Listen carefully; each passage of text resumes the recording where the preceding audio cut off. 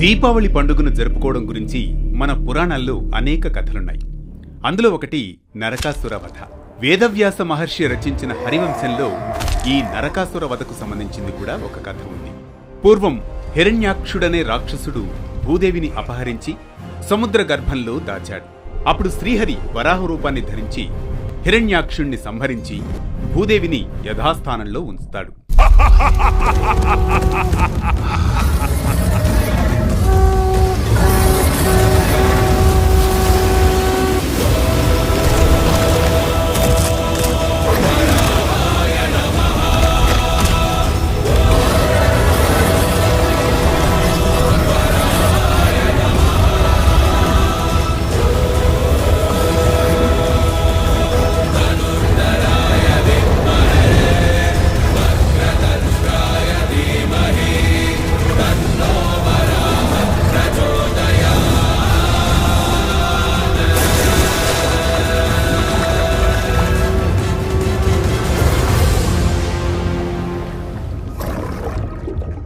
ఈ సమయంలో భూదేవి విష్ణువు కారణంగా గర్భం దాలుస్తుంది.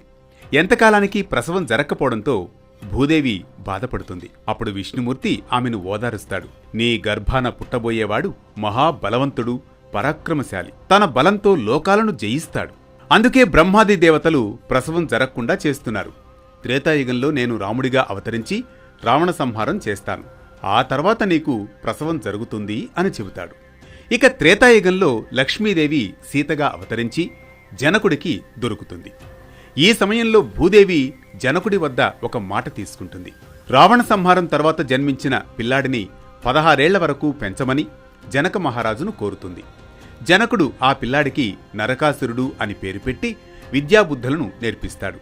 నరకుడు రాజోచిత విద్యలన్నింటిలో ఆరితేరాడు. సరిగ్గా 16 ఏళ్ల తర్వాత భూదేవి అతన్ని గంగా తీరానికి తీసుకెళ్తుంది. అక్కడ మహావిష్ణు సమేతంగా కనిపించి ప్రాగ్జ్యోతిషపురం రాజధానిగా కామరూప రాజ్యాన్ని, శక్తి అనే విశేష ఆయుధాన్ని, ఒక దివ్య రథాన్ని అనుగ్రహిస్తుంది. ఆ తర్వాత నరకుడు విదర్భరాజ కుమార్తె మాయాదేవిని పెళ్లాడాడు. రాజ్యంలోని ప్రజలను కన్నబిడ్డల్లా చూసుకున్నాడు. తనను పెంచిన జనకుణ్ణి కూడా ఎంతో ఆదరించి గౌరవించేవాడు. ఇలా చాలా కాలం గడిచిన తర్వాత ద్వాపరయుగంలో నరకాసురుడికి బాణాసురుడనే వాడితో స్నేహం కుదురుతుంది. ఈ బాణాసురుడు కామరూప రాజ్యానికి పొరుగున ఉన్న శోణితపురానికి అధిపతి. అసుర లక్షణాలన్నీ పుణికిపుచ్చుకున్నవాడు. స్త్రీలంటే గౌరవం ఉండదు. బాణాసురుడి స్నేహంతో నరకాసురుడికి దుర్దినాలు మొదలవుతాయి. ప్రజలను, మునులను బాధించడం మొదలు పెడతాడు. పూజలు చేయకుండా ఆలయాలను మూయిస్తూ ఉంటాడు. ఒకరోజు వశిష్ఠ మహర్షి ప్రాగ్జ్యోతిషపురంలోని కామాఖ్యాదేవి పూజకు వెళుతున్న సమయంలో దేవాలయం తలుపులు మూయిస్తాడు. దీంతో వశిష్ఠ మహర్షి ఆగ్రహంతో నరకాసురుడికి నీ మరణం నీ తల్లి చేతిలోనే పొందుతావు అని శాపమిస్తాడు. వశిష్ఠ మహర్షి శాపంతో నరకుడిలో మరణ భయం పట్టుకుంటుంది. దీంతో బ్రహ్మ అనుగ్రహం కోసం తపస్సు చేస్తాడు. తనకు దేవతలు, రాక్షసుల నుంచి మరణం లేకుండా వరం పొందుతాడు. వర గర్వంతో నరకాసురుడు లోకకంఠకుడిగా మారిపోతాడు. మంచి చెడుల విచక్షణ మరచి దేవతలపై యుద్ధం చేస్తాడు. 16,000 మంది రాజకన్యలను చెరపడతాడు. దీంతో తమను నరకాసురుడి బారి నుంచి కాపాడమని విష్ణు అవతారమైన శ్రీకృష్ణుడికి ఇంద్రాది దేవతలు మొరపెట్టుకుంటారు. తనను ఆశ్రయించిన వారికి విష్ణువు అభయమిస్తూ నరకాసురుడిపై యుద్ధానికి కామరూప దేశానికి బయలుదేరుతుంటాడు. భూదేవి అవతారమైన సత్యభామ కూడా కథన రంగంలోకి వెళుతుంది.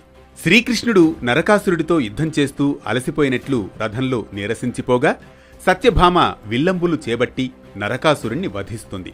అప్పుడు తనకు వశిష్ఠుడు ఇచ్చిన శాపం గుర్తుకు తెచ్చుకుని తాను తన తల్లి చేతిలో మరణిస్తున్నట్లు అర్థం చేసుకుంటాడు నరకాసురుడు.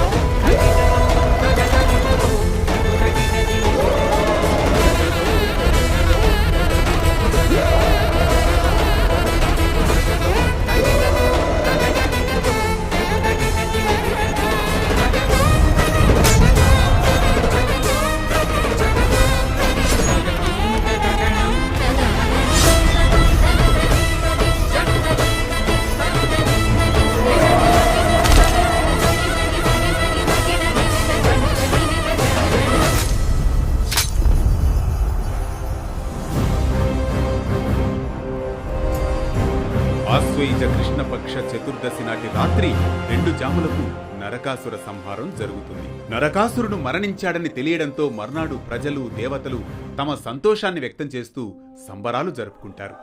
అమావాస్య రోజున చీకటి పారద్రోలుతూ తమ జీవితంలో వెలుగులు నింపేలా దీపాలను వెలిగిస్తారు. కాలక్రమంలో అదే దీపావళి పర్వదినంగా మారింది. చెడు స్నేహంతో తనకు తాను చావును తెచ్చుకున్న నరకాసురుడి తీరు ప్రతి ఒక్కరికి మేలుకొలుపు. దారి తప్పితే కొడుకునైనా తల్లి క్షమించదని సత్యభామ నిరూపించింది. రాగద్వేషాలకు అతీతంగా ధర్మాన్ని కాపాడి ఆదర్శ దంపతులుగా శ్రీకృష్ణుడు సత్యభామ నిలిచిపోయారు.